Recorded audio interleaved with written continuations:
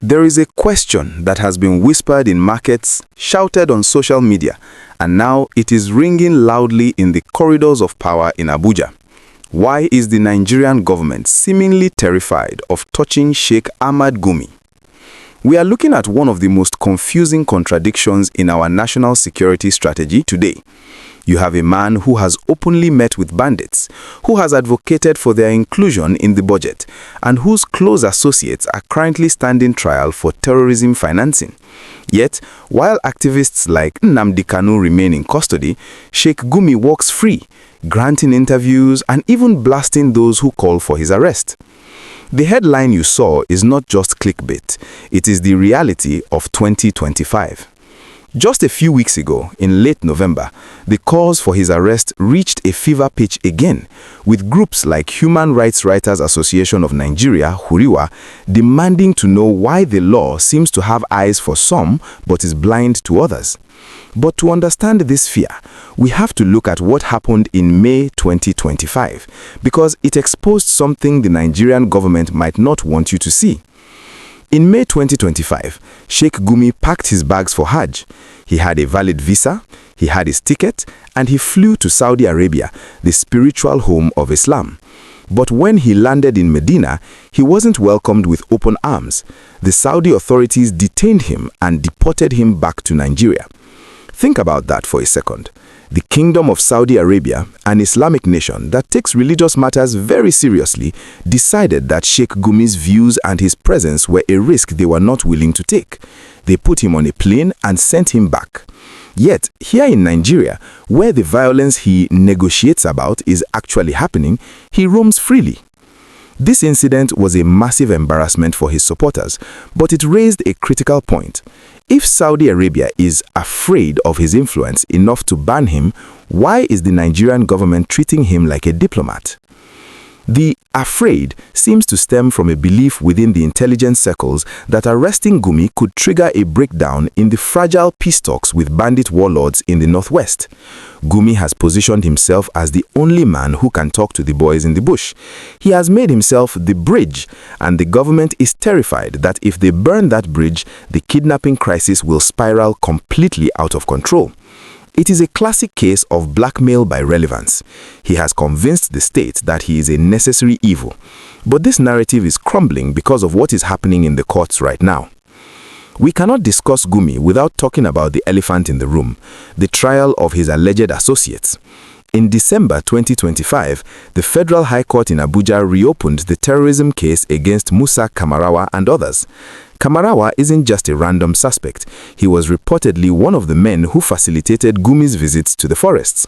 He is facing charges of buying a gun truck from Libya for bandit leader Bello Turji.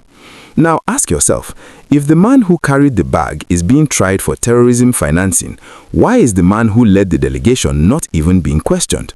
This is the double standard that is driving Nigerians mad. The government is prosecuting the foot soldiers, but seems paralyzed when it comes to the figurehead. It gets even heated when you look at how Gumi responds to these accusations. In November 2025, when the clamor for his arrest got loud, he didn't apologize. He didn't step back.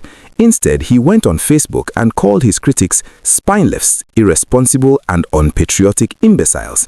He doubled down, claiming that his meetings with bandits were done with the knowledge of the police and the government. And this is where the fear becomes real. If Gumi is arrested, what secrets will he spill? If he truly had government approval for those forest meetings where he was seen sitting with armed terrorists, then putting him in the dock might expose complicity at the highest levels of our security architecture. Is the government afraid of Gumi, or are they afraid of what Gumi knows? Before we dive into the comparison with Nnamdi Kanu and the political implications of this silence, I need to ask you a quick favor. If you are finding this breakdown insightful and you want to keep getting the truth that the mainstream media is too scared to tell you, please smash that like button right now. It really helps us push this content to more Nigerians. And if you are not subscribed yet, please click that subscribe button and turn on the notification bell. We are tracking this story, and you need to know if the DSS finally makes a move. The comparison with Nnamdi Kanu is unavoidable. Kanu has been detained for years for agitating for separation. His crime, according to the state, is threatening the unity of Nigeria. But Gumi has been seen on video explaining the grievances of men who are kidnapping school children and killing villagers. He has called them militants fighting for their rights. In any other country, advocating for armed groups would be grounds for immediate investigation, but in Nigeria, it gets you a seat at the table. This disparity fuels the anger in the South and the Middle Belt. It creates the impression that there are two sets of laws in Nigeria, one for the agitators in the South and another for the mediators in the North. The Human Rights Writers Association, Huriwa, put it bluntly in their November statement. They said it is morally wrong to keep Kanu in detention while Gumi provides intellectual support to bandits. They argued that under the Terrorism Prevention Act of 2022, support isn't just giving money, it is also giving legitimacy to terrorist groups. And every time Gumi goes on air to say that bandits are victims of neglect who should be given amnesty, he is legitimizing their cause. The government knows this law exists. They use it against journalists and protesters. So why does it disappear when Gumi grabs the microphone? The answer might also be political. We are approaching the pre-election maneuvering for 2027. The North is a critical voting bloc. Arresting a prominent Islamic cleric, no matter how controversial, is a political gamble that the Tinubu administration seems unwilling to take. They might fear that arresting him will turn him into a martyr and ignite religious tensions that are already simmering. So they choose the path of least resistance. Ignore him, deport him from Saudi Arabia quietly, but don't put handcuffs on him in Abuja. But the danger of this strategy is that it emboldens the criminals. When bandits see that their advocate is untouchable, they feel untouchable too. They see it as a sign of weakness from the state.